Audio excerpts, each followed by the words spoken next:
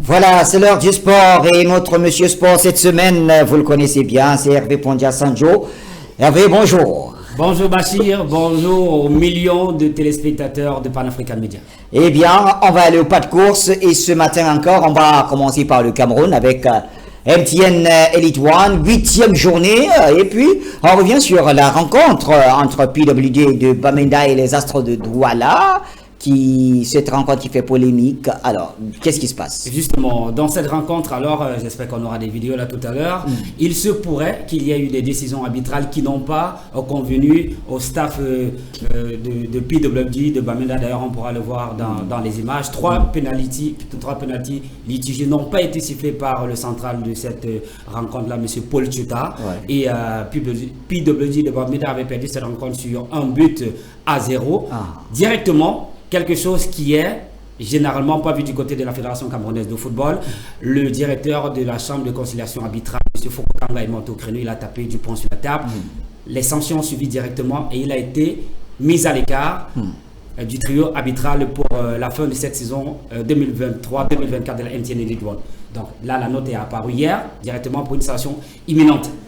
Vous vous rappelez d'ailleurs que la saison dernière, il y a eu des scandales. On arrive à lire quand même ce communiqué. L'arbitre Chuta Paul est suspendu du championnat MTN Elite One pour manquement grave dans l'exercice de sa fonction lors du match ayant opposé PWD de Bamenda à Astre de Douala. C'était la 8e journée. C'est signé du président Stéphane Foko Kanga. Alors, et le match, est-ce qu'il sera rejoué ou on attend encore? Généralement, quand le point est attribué, il est difficile qu'on rejoue un match parce que ça incombe beaucoup de dépenses. Et on n'est pas sûr que la fédération actuellement dispose d'autant de moyens pour pouvoir... Donc, on va s'en tenir à la suspension.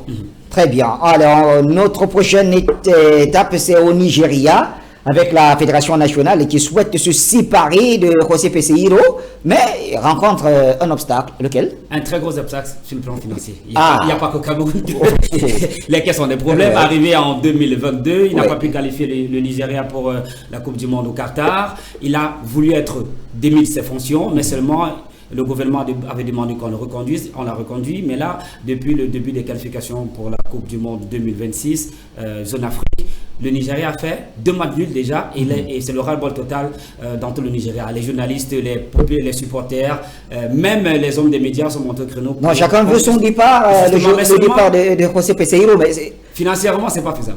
Oui. Il n'y a pas d'argent dans les caisses du côté de la fédération. Le contrat avait certaines clauses de séparation qui ne pourraient pas peut-être être respectées par la fédération en ce moment précis. Non, on peut se séparer même d'un entraîneur, mais il faudrait trouver les moyens de compensation. Et là, quand le contrat n'est pas arrivé à terme, c'est très énorme. Le Cameroun en sait quelque chose avec notre récent entraîneur. Oui, c'est très compliqué. Tout à fait. Alors, parlant justement des qualifications pour la Coupe du Monde 2026, la 2e journée, et ici on parle des Lions indomptables du Cameroun, une rencontre qui va les opposer aux Libyens. Oui, c'est aujourd'hui. D'accord, ce sera sans André Onana, sans Karl Toko Ekambi. Alors, c'est quoi? Alors là, nous avons 3 blessés majeurs de l'équipe nationale du Cameroun. André, lui, s'est blessé à la 81e minute, vendredi dernier, face à l'île Maurice d'ailleurs. André Belbel, à peine il a été rappelé en équipe nationale, aux entraînements, il s'est blessé, donc il n'a même pas pu faire le déplacement. Karl Toko Ekambi est la dernière victime parmi ces blessés. Donc ça fait 3-4 notamment qui ne sont pas là, mais qui pourront être compensés par des joueurs qui sont dans le staff de Rigobert Son. Onana, vous me dites, aussi blessé? Oui, il est blessé et il est déjà rentré de toutes les façons en Angleterre. D'accord. Il est déjà rentré en Angleterre pour des soins avec son équipe Manchester United. Donc c'est un gros manque, certes, mais on a quand même des éléments de compensation dans cette équipe nationale du Cameroun. Mais l'un des faits majeurs de cette rencontre, je souhaiterais qu'on revienne dessus avec le reportage, notamment de notre consoeur. Jamais un sans deux. La team du sélectionneur-manager a offert un spectacle d'envergure au peuple camerounais le 17 novembre 2023. Les Camerounais ont doublement dompté l'île Maurice sous un score de 3-0. Après de multiples occasions manquées, le Cameroun va ouvrir le score tout juste avant la mi-temps à 45 minutes plus 2 grâce à Brian Bemeux, sociétaire de Brentford en Angleterre. Un but qui a donné de la chaleur aux supporters des Lions indomptables. Cette première mi-temps a été vraiment extraordinaire, vu le premier but de Mbaye Mbeumo qui nous a vraiment égayés. Donc nous sommes très contents vraiment de la prestation de nos Lions. Autour des vestiaires, les Lions indomptables vont s'illustrer avec fureur sans pareil. La soif de vaincre pratiquement absente durant la première mi-temps. Kevin Koundou, suite à un cafouage dans la surface, va inscrire un but à la 87e minute, ajustant le score à 2-0. Le troisième but sera inscrit de la tête par le Toulousien Magri, auteur de son premier but en sélection nationale à la 90e minute plus 2, donnant à la victoire des Lions indomptables une ampleur presque flatteuse. Après cette victoire face à l'île Maurice, le sélectionneur des Lions indomptables, Rigobert Song, s'est dit satisfait de la prestation de ses poulains.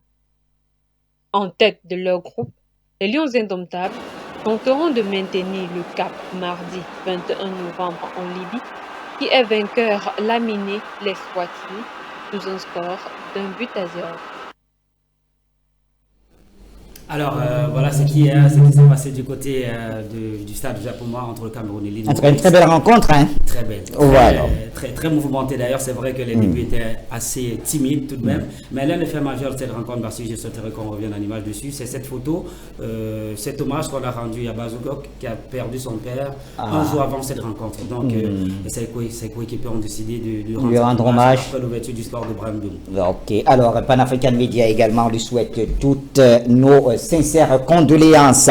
Dernière escale, c'est bien sûr le Mali. Là, on a l'impression qu'on parle politique avec la libération du Kidal, mais c'est dans l'esprit sportif.